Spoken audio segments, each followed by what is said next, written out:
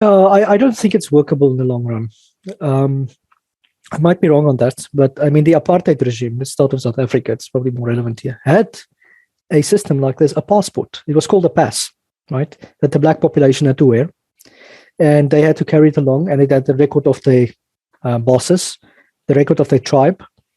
And if they went into a city and they didn't match with what the authorities felt, they were kicked out. Right? This was during the apartheid years. So this, by the way, is another reason why South Africa is a country to watch for the vaccine passport.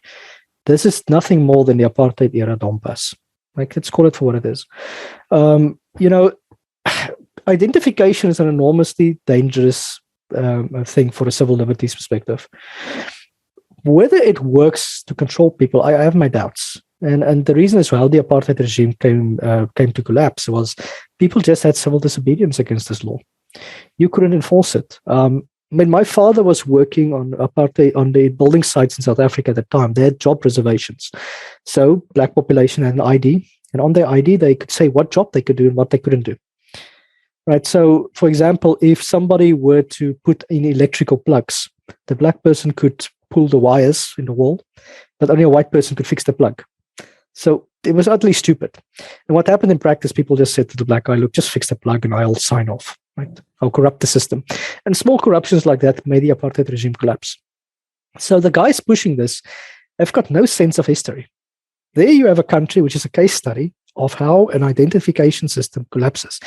My brother, by the way, was in China. He was traveling, he was teaching and traveling throughout the country. There's a lot of corruption in China with the social credit system. So what this will dissolve to in practice is you're going to end up with mafias and people breaking the laws and things of this sort.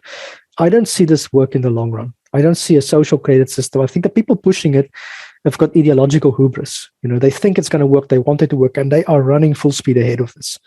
But how it's going to work in practice, I have my doubts. Just to take the smart cities, for example, you need a major surveillance infrastructure to make this thing work. Okay, so you need cameras, you need all these things. Now, just to electrify the UK, you need to dig up more copper than has been digged up in the last 100 years combined. Okay, you need to dig that up in 20 years. This is a mission impossible type of thing. So I am not worried. I am worried about it because it's in the short term it will infringe on civil liberties and stuff. But I think I have faith in humans breaking the law on a ground level. I mean, if they try and pass a digital bank, what do you call this thing, central bank digital currency, well, go to Iran. In Iran, everyone is buying gold, okay, because they have hyperinflation. The currency doesn't mean anything. So everyone buys gold, and they start using that as a university savings for people, when they go to university or whatever they want their savings to be used for. So you're going to see a lot of these type of schemes, and people on an individual level, I think, will push back against it.